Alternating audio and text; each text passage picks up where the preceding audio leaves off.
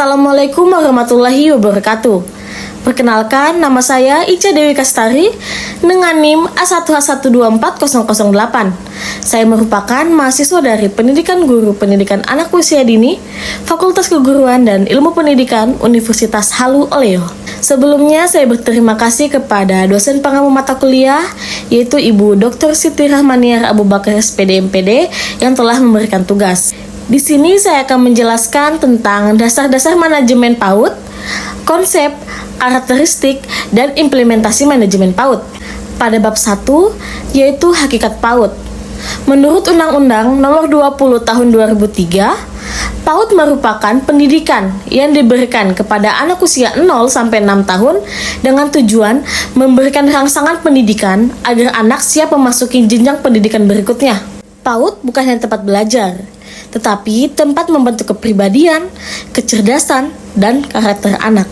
PAUD juga memiliki beberapa tujuan. Yang pertama, fisik motorik. Anak dilatih menggunakan tubuhnya, seperti berlari, melompat, menggambar, dan memegang benda. Yang kedua, kognitif dan bahasa. Dengan kognitif dan bahasa, anak belajar berpikir, mengenal warna, angka, dan berkomunikasi. Yang ketiga, sosial emosional. Sosial emosional, anak belajar berinteraksi, bekerja sama, dan mengendalikan emosi. Yang keempat, moral dan nilai agama. Pada moral dan nilai agama, anak akan dikenalkan pada nilai baik dan buruk, sopan santun, dan keimanan. Intinya, PAUD hanya bukan fokus pada akademik saja, tetapi pengembangan seluruh aspek kehidupan anak. PAUD juga memiliki beberapa fungsi. Yang pertama, stimulasi perkembangan, yaitu memberikan rangsangan agar semua potensi anak dapat berkembang secara optimal. Yang kedua, pengembangan potensi. Dengan pengembangan potensi ini, anak dapat menggali bakat dan minat anak sejak dini. Yang ketiga, persiapan sekolah, yaitu membiasakan anak belajar, disiplin, dan bersosialisasi sebelum masuk SD. Intinya, PAUD merupakan pondasi awal keberhasilan pendidikan anak di masa depan. Bab 2, tumbuh kembang anak usia dini. Yang pertama, aspek perkembangan anak. Perkembangan anak terdiri dari beberapa aspek yang saling berkaitan. Yang pertama, fisik. Fisik dibagi menjadi dua, yaitu motorik kasar seperti berlari, melompat, dan motorik halus seperti menulis dan menggambar. Yang kedua, kognitif, yaitu kemampuan anak dalam berpikir, memecahkan masalah, dan mengenal konsep. Yang ketiga, bahasa, yaitu kemampuan anak dalam memahami dan menyampaikan informasi. Yang keempat adalah sosial emosional, yaitu kemampuan anak dalam berinteraksi dan mengelola emosi. Yang kelima, moral dan agama, yaitu kemampuan anak dalam mengenal nilai, empati, dan keimanan. Dan yang keenam yaitu seni, seperti kreativitas dan ekspresi. Yang kedua, tahap perkembangan kognitif. Ada dua tahap. Yang pertama, sensori motor, yaitu usia 0 sampai 2 tahun, di mana anak belajar melalui indera dan gerakan. Contohnya seperti memegang, menggigit, dan meraba. Yang kedua, tahap praoperasional, usia 2 sampai 7 tahun, di mana anak mulai berpikir simbolik dan imajinatif. Yang ketiga, perkembangan bahasa. Perkembangan bahasa dibagi menjadi dua, yaitu reseptif, anak memahami, mendengar, dan menyimak, dan ekspresif, anak mengungkapkan dengan berbicara atau bercerita. Yang keempat, perkembangan sosial, yaitu anak belajar berbagi, berinteraksi dengan teman, dan mengontrol perasaan. Bab 3, kurikulum PAUD. Kurikulum PAUD tidak seperti sekolah formal yang fokus akademik, tetapi lebih menekankan pada pengasuhan, yaitu cara didik anak dan pembiasaan, membentuk karakter sehari-hari. Tujuannya untuk membentuk karakter, sikap, dan kebiasaan baik sejak dini. 1.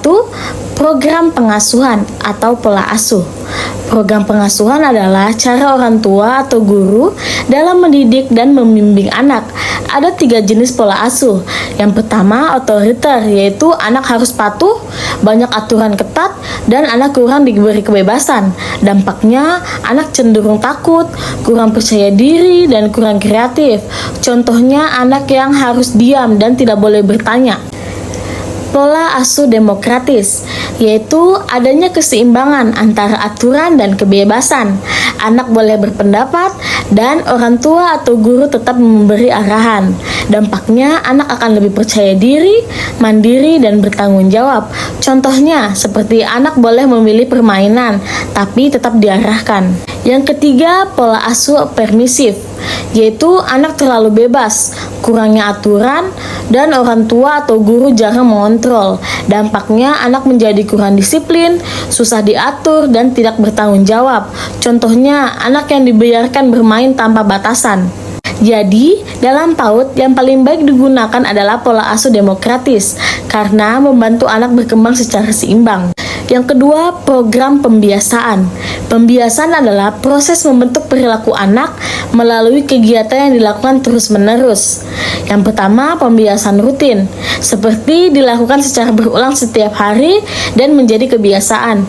Contohnya seperti berdoa sebelum belajar, cuci tangan sebelum makan, dan merapikan mainan.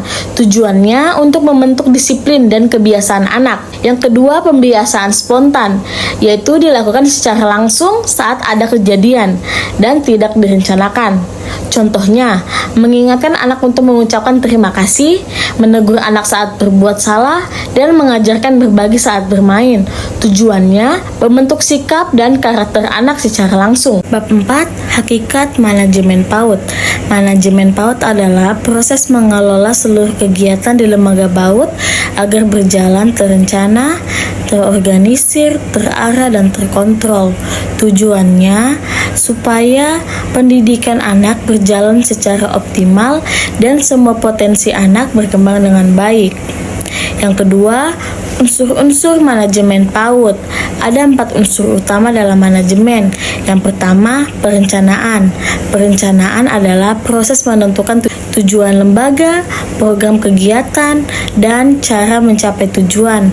Contohnya, seperti menyusun kurikulum, membuat rencana pelaksanaan pembelajaran harian, menentukan kegiatan belajar, manfaatnya agar kegiatan jadi lebih terarah, mengurangi kesalahan, dan mempermudah pelaksanaan. Yang kedua, pengorganisasian. Pengorganisasian adalah pembagian tugas dan tanggung jawab.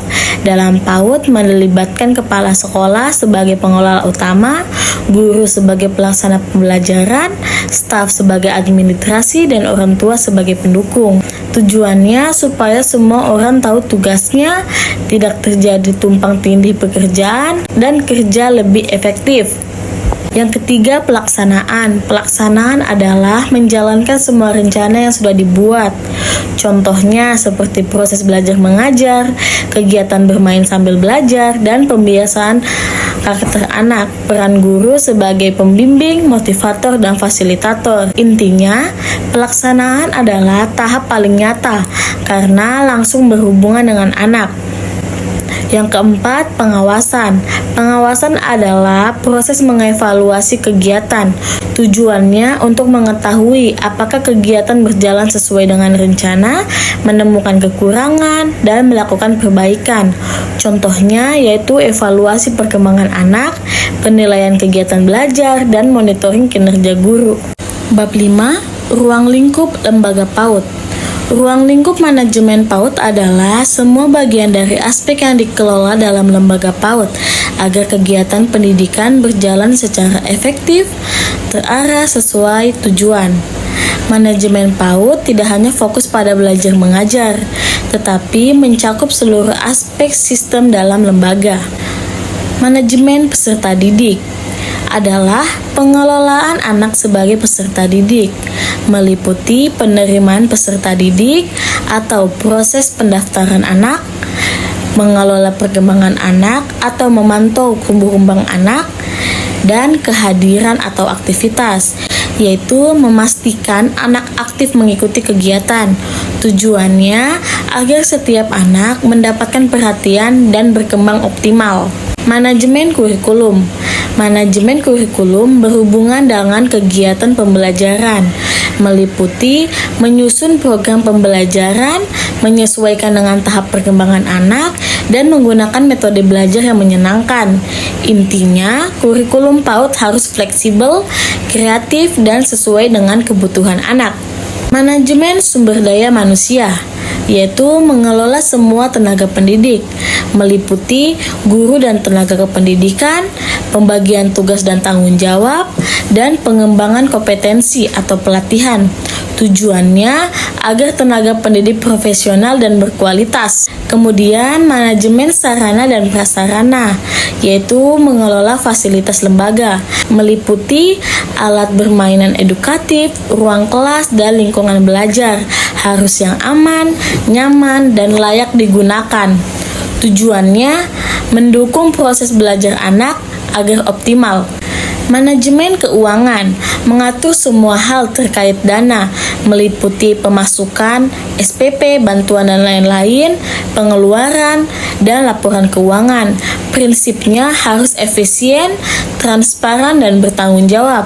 Tujuannya agar keuangan lembaga terkelola dengan baik dan tidak bermasalah. Kemudian, manajemen humas, hubungan masyarakat, berhubungan dengan komunikasi lembaga, meliputi hubungan dengan orang tua, kerjasama dengan masyarakat, dan membangun kepercayaan publik.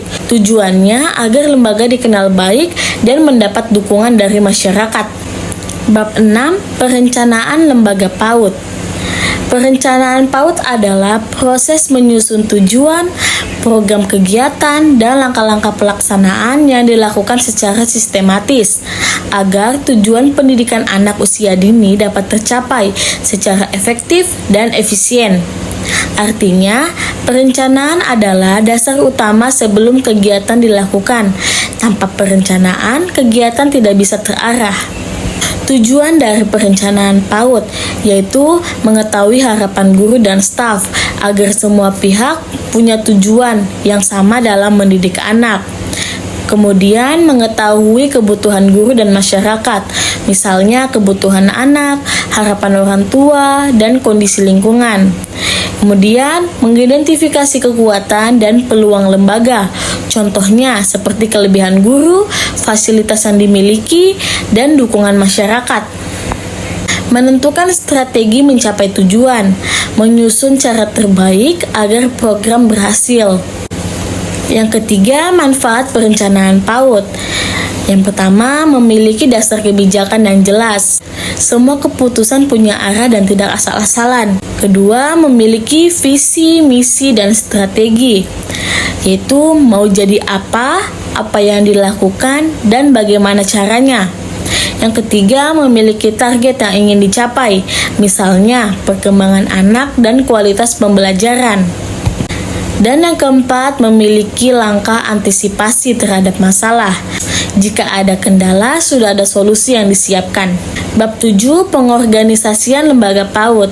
Pengorganisasian adalah proses mengatur, membagi tugas, menentukan wewenang, dan bertanggung jawab dalam lembaga PAUD agar semua kegiatan berjalan terarah, efektif, dan efisien. Artinya, setelah ada perencanaan, maka ada pengorganisasian yang bertugas membagi pekerjaan agar bisa dilaksanakan dengan baik. Tujuan dari pengorganisasian yaitu membagi tugas secara jelas agar setiap orang tahu apa tugasnya dan apa tanggung jawabnya. Kemudian meningkatkan efektivitas kerja dengan pembagian tugas yang tepat seperti pekerjaan yang lebih cepat dan hasil yang lebih maksimal. Kemudian mempermudah koordinasi.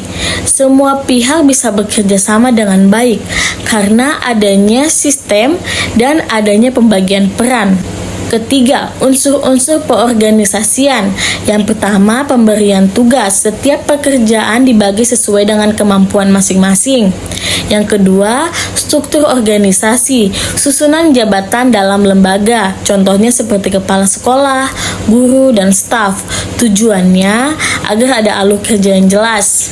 Ketiga, wewenang dan tanggung jawab. Setiap orang punya wewenang atau hak untuk mengambil keputusan dan tanggung jawab, yaitu kewajiban menjalankan tugas.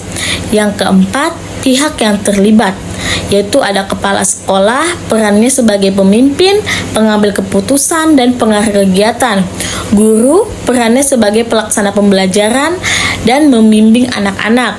Staf perannya membantu administrasi dan mendukung kegiatan lembaga, dan orang tua sebagai pendukung pendidikan anak dan bekerja sama dengan sekolah. Bab 8. Kepemimpinan kepala sekolah. Kepemimpinan adalah kemampuan seorang kepala sekolah untuk memberi pengaruh, mengarahkan, dan mengajak bekerja sama kepada seluruh sumber daya manusia agar tujuan lembaga tercapai. Artinya, kepala sekolah tidak hanya memerintah, tetapi juga membimbing dan mengarahkan semua orang. Peran dari kepala sekolah yaitu komunikator. Kepala sekolah harus mampu menyampaikan informasi dengan jelas dan menjalin komunikasi dengan guru, staf, dan orang tua. Yang kedua, motivator. Kepala sekolah harus memberikan semangat kerja dan mendorong guru agar lebih kreatif. Tugas kepala sekolah yang pertama yaitu mengarahkan guru, memberikan bimbingan dalam proses pembelajaran, cara mengajar yang baik, dan pengelolaan kelas. Yang kedua, mengembangkan sumber daya manusia, meliputi pelatihan guru, pengembangan kompetensi, dan peningkatan kualitas tenaga pendidik. Yang ketiga, meningkatkan kualitas lembaga, dilakukan dengan memperbaiki sistem pembelajaran, menyediakan fasilitas yang baik, dan membangun kerjasama dengan orang tua. Bab 9. Pengawasan oleh kepala sekolah. Pengawasan adalah proses memantau, menilai, dan mengevaluasi seluruh kegiatan di lembaga PAUD agar berjalan sesuai dengan rencana dan tujuan yang telah dicapai. Artinya, pengawasan dilakukan untuk memastikan bahwa semua kegiatan berjalan sesuai jalur dan berkualitas. Tujuan dari pengawasan yaitu untuk mengetahui hasil pelaksanaan kegiatan, untuk melihat apakah program berjalan dengan baik atau tidak, untuk menemukan kesalahan atau kendala. Misalnya, metode pembelajaran kurang efektif, guru mengalami kesulitan, atau anak kurang berkembang optimal. Kemudian melakukan perbaikan. Jika ada masalah, segera perbaiki agar kegiatan lebih baik ke depannya. Fungsi dari pengawasan yaitu mengontrol kegiatan, memastikan bahwa semua kegiatan berjalan sesuai rencana. Menilai kinerja guru dan staf. Kepala sekolah mengevaluasi cara mengajar guru dan kinerja staf. Menjalin kualitas pendidikan. Dengan pengawasan, mutu pendidikan tetap terjaga dan meningkat. Kemudian tahapan pengawasan, yaitu perencanaan, menentukan standar yang ingin dicapai, dan indikator keberhasilan. Kemudian evaluasi, yaitu menilai hasil kegiatan, apakah sesuai target atau apa yang perlu diperbaiki. Sekian materi dari saya, jika ada kurang dan lebihnya mohon dimaafkan. Saya akhiri dengan ucapan wabillahi taufiq wal hidayah. Wassalamualaikum warahmatullahi wabarakatuh.